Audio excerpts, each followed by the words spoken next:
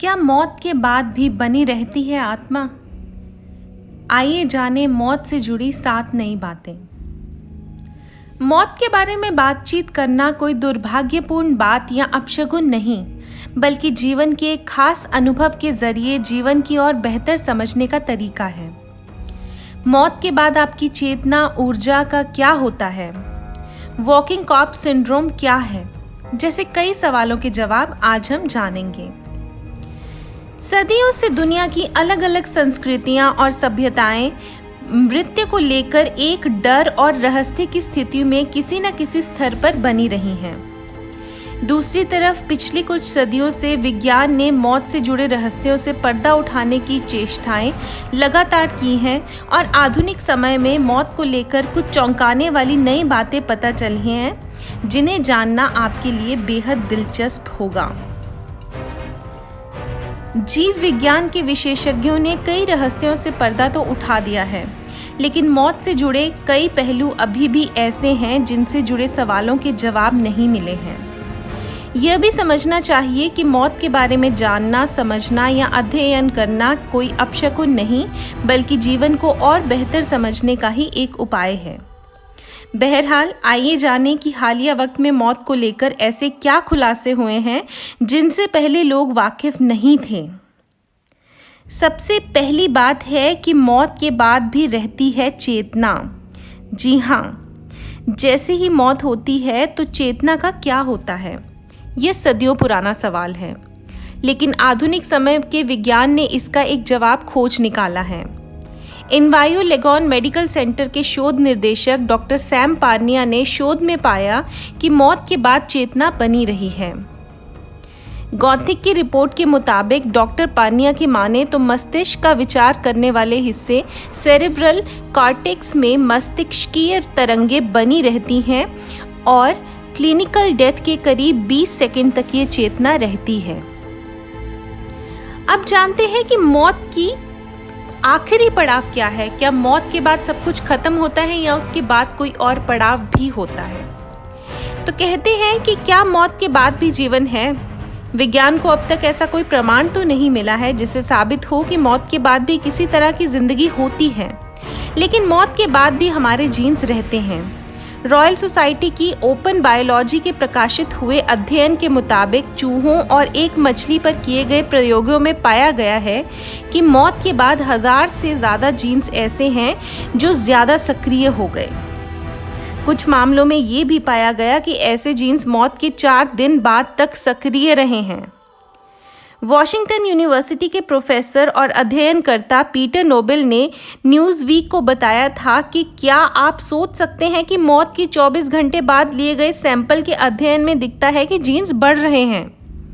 यह वाकई चौंकाने वाला सच था। तीसरी बात है, ऊर्जा कभी नष्ट नहीं होती। ऊर्जा यानी कि एनर्जी। तो बताते हैं कि जीन्स भी कुछ समय के बाद निष्क्रिय हो जाते हैं, लेकिन एक चीज़ है जो कभी नष्ट नहीं होती, वो है आपकी ऊर्जा। यह थर्मोडायनामिक्स का पहला नियम भी है कि ऊर्जा केवल रूपांतरित होती है।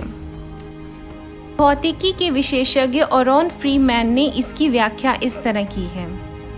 अपनी दुखी माँ को थर्मोडायनामिक्स का पहला नियम याद दिलाने के लिए आपको सच में किसी फिजिसिस्ट की ज़रूरत है। आपकी पूरी ऊर्जा, हर तरंग, हर ऊष्मा, आपके हर कण की हर हरकत इसी दुनिया में रहती है, रहेगी और यही होगा। मौत के पहले आने लगते हैं विचित्र सपने। विचित्र ही नहीं बल्कि कठोरता के चरम तक के सपने मौत से पहले आने लगते हैं। कुछ लोग सपने में देखते हैं कि उनका शरीर उतर रहा है।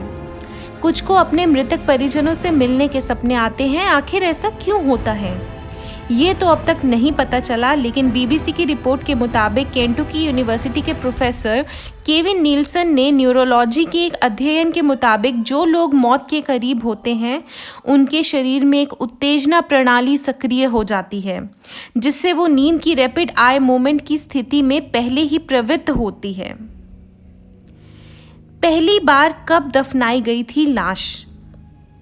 तो कहते हैं कि मानविकी के विशेषज्ञ डोनाल्ड ब्राउन के अध्ययन के हवाले से बिग थिंग की रिपोर्ट की माने तो ये पता करना बेहद कठिन है कि मानव इतिहास में पहली बार कब या किसकी लाश दफनाई गई थी, लेकिन एक थ्योरी है जिसे होमो नेल्डी के नाम से जाना जाता है।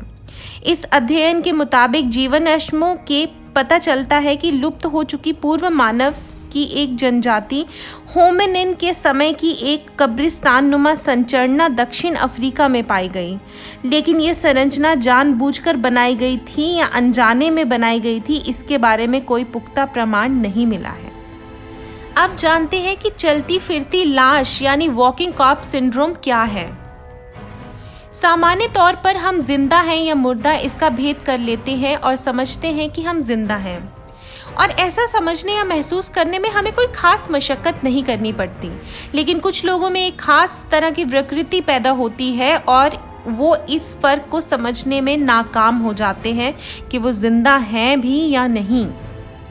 सन 1882 में डॉक्टर जूल्स कोटार्ड ने इस समस्या को पहली बार समझा था और इसे कोटार्ड सिंड्रोम कहा था। इस सिंड्रोम से ग्रस्त लोग खुद को मुर्दा समझने लगते हैं या अपने शरीर के अंगों को गुम पाते हैं या अपनी आत्मा को। असल में बाहरी सच्चाई को ना समझ पाने वाली एक स्वास्थ्य समस्या है ये, जिसमें एक शून्यवादी भ्रांति पनपती जाती है। क्या मौत के बाद बढ़ते हैं नाखून और बाल? जी नहीं, ये पूरी तरह मनगढ़ंत बात है, क्योंकि सामान्य तौर पर यह मुमकिन नहीं है। मौत के बाद बाल या उंगलियों के नाखून इसलिए नहीं बढ़ सकते क्योंकि मौत के बाद नई कोशिकाओं का निर्माण नहीं होता, इसलिए नई मृत कोशिकाएं शरीर में नहीं होती। साथ ही मरने के बाद शरीर पानी से लेकर कोई भी पदार्थ ग्रहण करने की क्षमता खो देता है, इसलिए किसी किस्म की कोशिका वृद्धि संभव नहीं होती। आखिरकार ये सवाल यह है कि मौत के बाद जब वापसी संभव नहीं है तो मौत के बारे में इतना अध्ययन करना ही क्यों? NYU के डॉक्टर सैम पानिया इस सवाल का जवाब इस तरह देते हैं कि इस तरह के अध्ययन से ये समझने की कोशिश की जाती है कि पूरी दुनिया में लोग मौत का अनुभव किस तरह करते हैं। ये ऐसा ही है जैसे प्रेम जैसे मनुष्यों की श्रेष्ठ भावना या एहसास को समझने के लिए अध्ययन किए जाएं।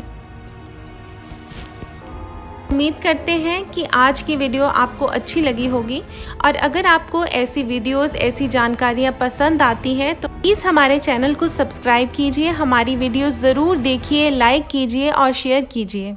हम जल्द लौटेंगे एक और नई वीडियो के साथ, तब तक देखते रहिए हमारा चैनल।